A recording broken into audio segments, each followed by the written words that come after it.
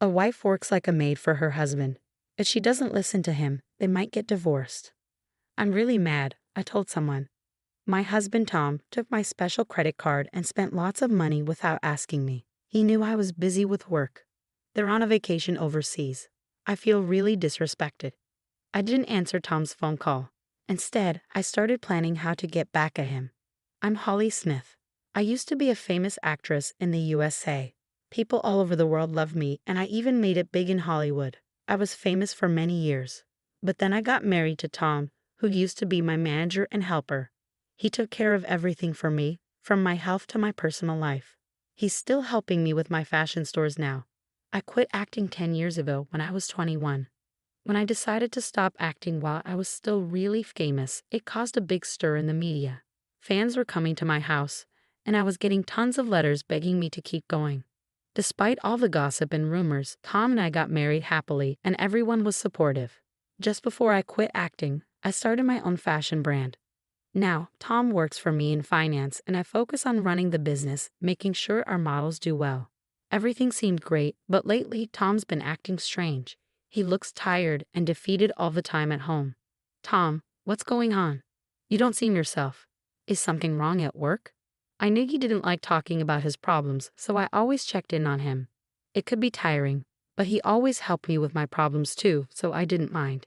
Even though I often felt annoyed, I always valued Tom's efforts. I'm tired of always being in the background, doing what you want, he suddenly said, surprising me. What's going on? You've never said anything like this before. I responded. Tom would sometimes vent his frustrations at me, but it was because he was stressed from work. He acted tough at his job, so maybe he had nowhere else to let off steam. I remembered how I used to snap at him when I was an actress, so I could empathize with how he felt. Still, his words caught me off guard, and I felt my voice trembling as I replied.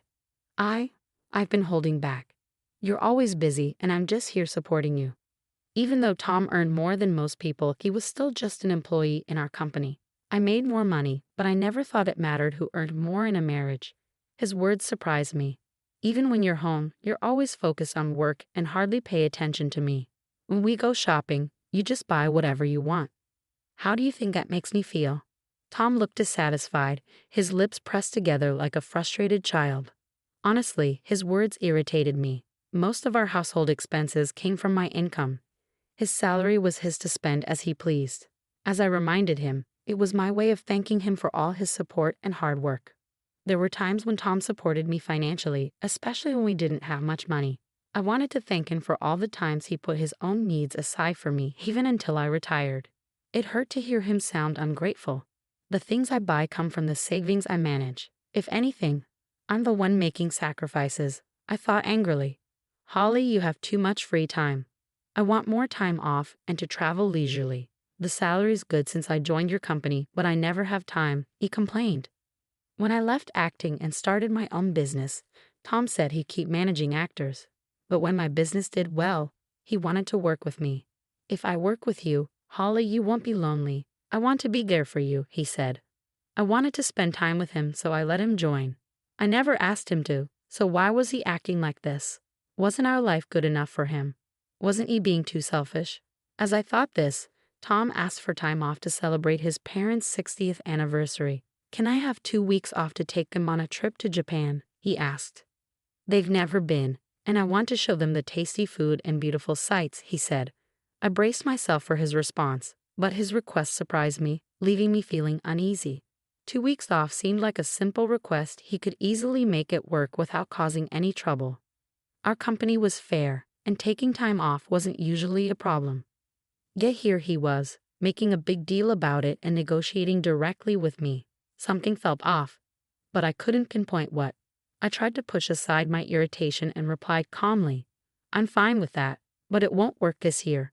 I have important events lined up, like a fashion show, and preparing for the Paris collection.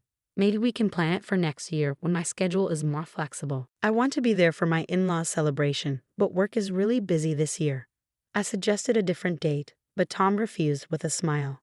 It's okay, we'll celebrate with my family. I just want some quality family time, he said. His words stung, suggesting that I was a burden. So, what do you think? Don't I deserve some time off too? Tom often spoke without thinking, and while it was one of his flaws, I accepted him as my partner, flaws and all. But I couldn't ignore how his words hurt me, even if he didn't mean it. Why does he talk to me like this? Doesn't he care about me? As I pondered, Tom interrupted. Hey, Holly, are you listening to me? I owe a lot to Tom's parents. Even though I couldn't visit them often because of work, Tom's parents always treated me like their own daughter and praised my work. We're so lucky to have such a wonderful daughter, his mother said when I married into the family, and his father celebrated our marriage with joy. It was their 60th anniversary celebration, and I understood their desire to celebrate it this year. But how could I agree happily after being spoken to like that? It doesn't matter to me, take 1 week or 2, do as you like. I couldn't hide my anger and let it show. This seemed to upset Tom. He got up, visibly upset, and left the room without a word. We had been sleeping in separate bedrooms due to work, and from that day until his trip, we didn't see each other at all. Is that really true? Isn't your husband being too harsh? My secretary, noticing my unusual behavior the day Tom left for his trip, pressed me for details. She's an exceptional talent and has been supporting me since I started managing the company. As women, we often see eye to eye, and sometimes she's even more reliable than my husband. She's quick-witted yet caring, always there to support me when I'm down or about to make a mistake. I cherish her like family. She admires me like a real sister, and I often confide in her. Her honest and mature advice, beyond her years, is always valuable. And this time too, she noticed something was off about me and kindly showed concern. I hesitated at first about opening up, but realized keeping it in could affect my work. I decided to tell her everything that happened up to today. She furrowed her brow in anger. If I were you, I'd have given him a piece of my mind. You've been too soft on your husband, boss. I get that you love him, but you can't let him walk all over you. Her blunt advice, making me wonder who's older, hit me hard. In an environment where everyone tends to hold back from telling me things, she's the only one who treats me as an equal. I really appreciate her directness and the ease we have in our conversations. Being in a higher position often requires humility and restraint, so having someone who can speak honestly with me like she does is incredibly valuable. You're right. What should I do? I asked. Can't you call him? Why not talk after work today? Don't worry about ruining his trip. If things keep going like this, you might end up getting divorced. She urged me, sounding like an older sister, leaving me with no choice but to agree. As she suggested, I plan to call him right after work. He's in Japan, so there's a significant time difference of about 15 hours from the US. For example, if it's 5:00 p.m. here, it's 8:00 a.m. there, which should be around breakfast time. I had sent him an email earlier to let him know I needed to talk, so he should be expecting my call. I tried calling, hoping he would answer, but there was no response. Maybe he's still busy with everyone. I'll try again later. Despite calling every 30 minutes, there was still no answer. Worried, I decided to contact my mother-in-law to check on him. Hello, Holly, you must be tired. I'm sorry we went on this trip without you. We wanted you to come, but Tom insisted otherwise, she said. I knew Tom's mother used to be strict, but now she's much more caring and always worries about my busy schedule. It's okay. We're swamped at the company this year, so I couldn't make it. I'll make it up to you next year, all right? I assured her. Oh, don't worry about it. Just having this wonderful trip as a gift from you is more than enough for us. Her kind words surprised me. Wait, a gift? I asked, confused. She seemed surprised by my question, and then explained that Tom told them the trip was paid for by me since I couldn't join. I was shocked to hear this news. What? I exclaimed over the phone. My mother-in-law realized I didn't know anything about it from my reaction and quickly clarified. Isn't this the trip wholly arranged? Tom paid for everything with Holly's card, so I thought it was from you. The trip included Tom's parents and his sister's family, 5 people in total. The flight alone cost about $1,000 per person minimum, not to mention other expenses, easily exceeding $10,000. It was outrageous to spend such a large amount without consulting me, especially since I usually cover living expenses. Tom doesn't gamble or smoke, so his salary should be intact. He definitely earns enough to afford such expenses, yet he didn't. With him not answering my calls, my anger started to boil. My mother-in-law noticed my distress and spoke with concern. Holly, are you all right? We'll reimburse every cent. Tom insisted on covering everything, which seemed strange to us. My husband and I decided we'll repay you later. We miss you and plan to visit soon. This trip might have been a mistake. With these words, my mother-in-law tried to reassure me. You're not to blame. It's also your 6th-day celebration, so please use that money for your enjoyment. I'll make sure Tom pays you back, but could you tell me more about how the trip was planned? I'm curious about what Tom was thinking. It dawned on me that this trip must have been meticulously planned months ago, and Tom was using me without my knowledge. In that moment, suspicions about him started to creep in. Then my mother-in-law shared a shocking revelation. The trip was actually suggested by Tom's sister and her husband. To my surprise, it was Tom's sister and her husband, who had always criticized me, who initiated the trip. Tom's brother-in-law, an executive at my rival company. He looked down on me for being a female CEO because of his pride. Tom never stood up to his sister. The sight of Tom being so attentive to someone other than himself, especially M, must have caught my sister-in-law's attention, even though she's always had Tom under her thumb. I couldn't stand the fact that she could be offended by just a slightly friendly gesture from Tom. With their strong rivalry, my sister-in-law and her husband disliked me, and I tried my best to avoid dealing with them as much as possible. The couple, always competitive and disliking me, planned this trip, possibly convincing Tom to pick a fight and exclude me. They waited for the right moment to bring Tom along as a source of money. I'm sorry, I didn't know anything. Tom told me you were busy and asked us not to contact you directly. If my unsuspecting in-laws and I were to communicate, it would reveal the plan, potentially causing problems in our marriage. To prevent this, Tom had to restrict his parents' actions in advance. For my in-laws, who didn't understand how busy I was, Tom's advice was final.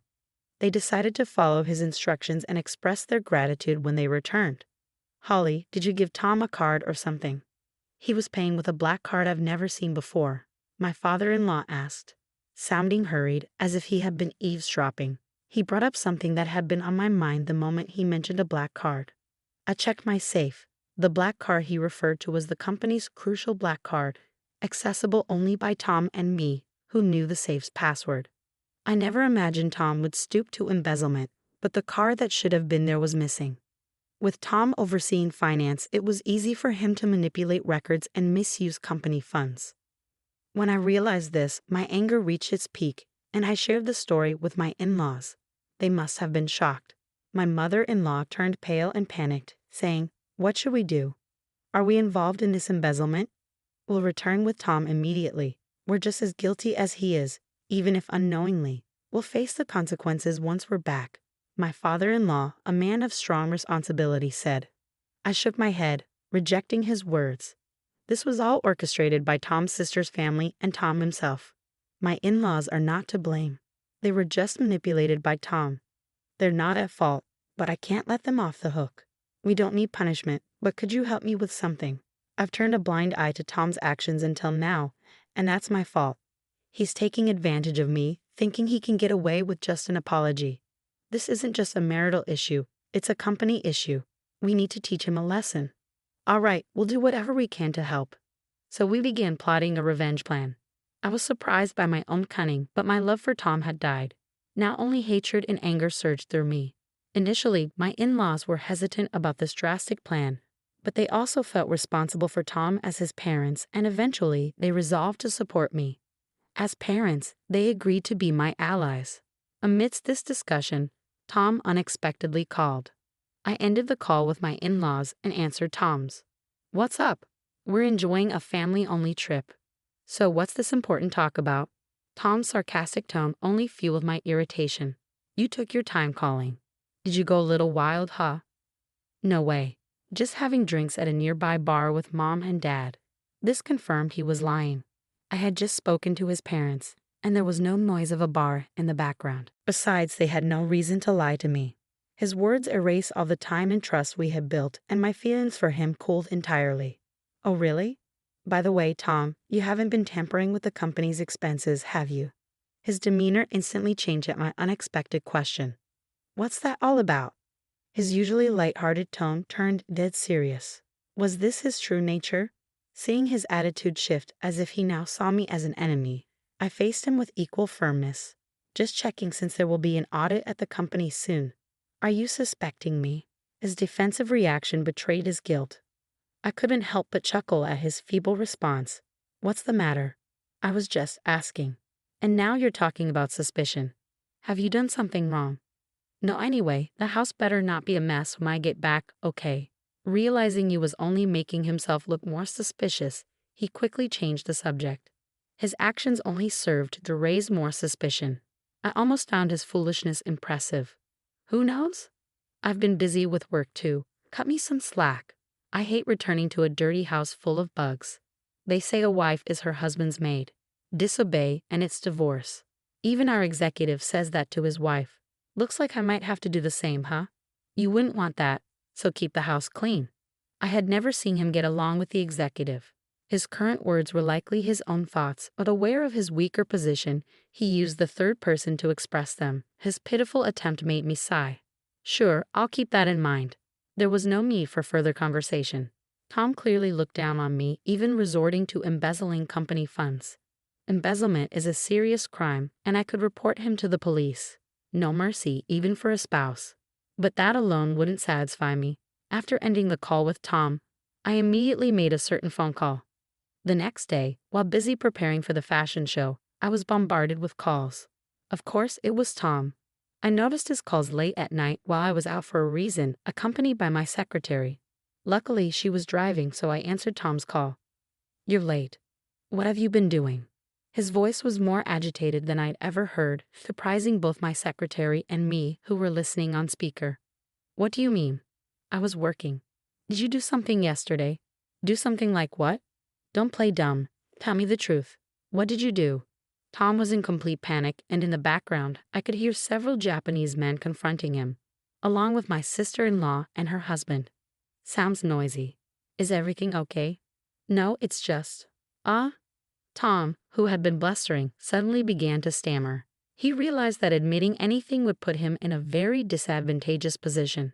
His odd behavior prompted me to reveal what I had done the day before, as it was time to make him taste despair. Too bad, Tom. You were supposed to be having a blast in Japan.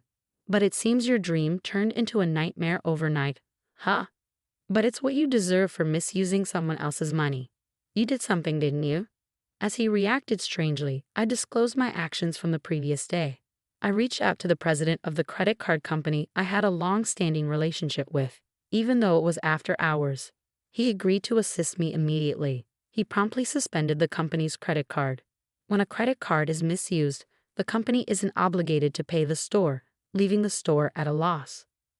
However, since Tom had arranged to pay the entire bill at checkout, with the card blocked, he couldn't settle the payment and was now facing interrogation by the hotel receptionists. Tom, Mom, and Dad have already checked out. The taxi I arranged for them has left with them. So there's no one coming to pick you up. My sister-in-law, feeling trapped, bombarded Tom, asking what to do next. Hearing this, Tom panicked even more and directed his anger at me. How could you do this and think it's okay? Are you ready for a divorce? Fine. I'd rather not be married to someone who embezzles company funds. I've already spoken to a lawyer, and we're proceeding with divorce proceedings. What? Tom was visibly shaken by my calm demeanor. I've overlooked so much of your behavior, Tom. There was a time when you supported my work, and I appreciated that. But I've reached my limit. My patience has run out. That can't be. Realizing he was in a dire situation, Tom finally understood my anger and let out a pitiful cry. The receptionist relentlessly demanded payment from Tom and his group, who were now cornered in despair. But none of them could speak Japanese, relying on a guide for communication. Listening to their plight, I suggested switching the call to me. No one there speaks Japanese, right? Let me talk to them for you. You're going to help? Of course. Tom must have thought I had a change of heart. Realizing his mistake, without hesitation, he handed his phone to them. I explained the situation to the receptionist in Japanese, and they quickly understood, seeming quite cooperative.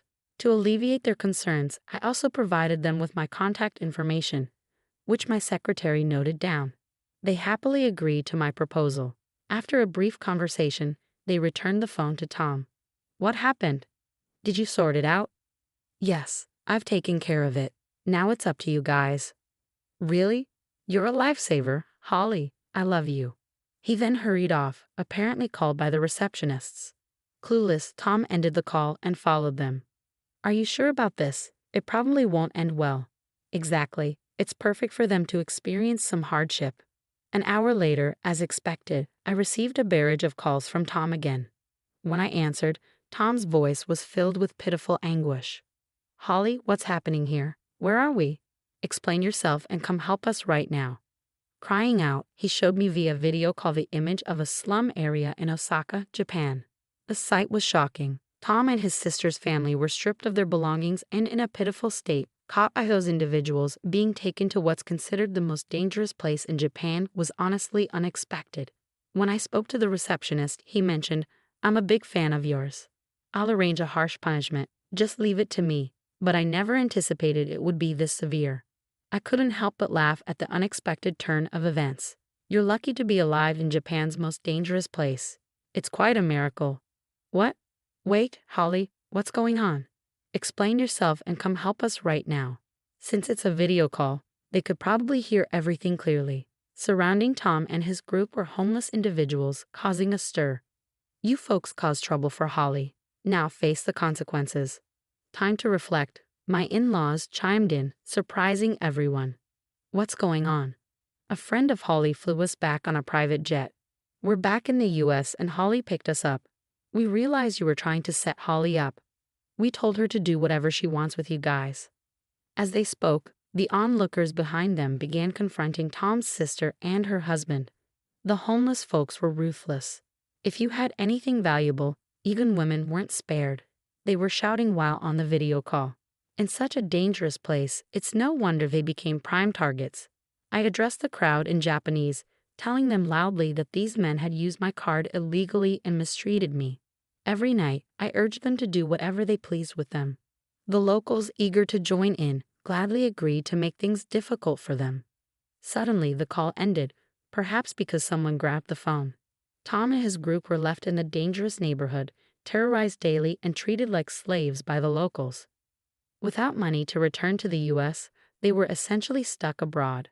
I confirmed the subsequent events with the hotel reception. Apparently, an acquaintance of the receptionist was a boss in the area and agreed to take care of Tom and his group in exchange for me treating him to some good liquor next time, assuring me not to worry. The deal was made under the condition that they would be protected from life-threatening situations. In return, I agreed to sing at the hotel, something I hadn't done in a long time. Your live performance video was the only one you ever released when you were active. It's still my treasure. As a token of thanks, come stay at our hotel and sing for us. I'll make sure you're treated like a VIP. With the help of the men from the hotel, I successfully got revenge on Tom and his group. I also managed to divorce Tom. I felt rejuvenated and have been enjoying life with my in-laws. Tom's sister and her husband were fired for unexcused absences from work. Their phones were taken by the locals, leaving them without a means to contact anyone. My in-laws explained the situation well, so it didn't become a police matter, and no one seemed to care about them. Thus, my ties with Tom were completely severed. Since then, I've been focusing on work and living a happy life. Occasionally, I check on Tom and his group through the receptionist. They're still enduring harsh conditions, but I don't feel any sympathy for them. I asked for their lives to be spared, and now I'm relishing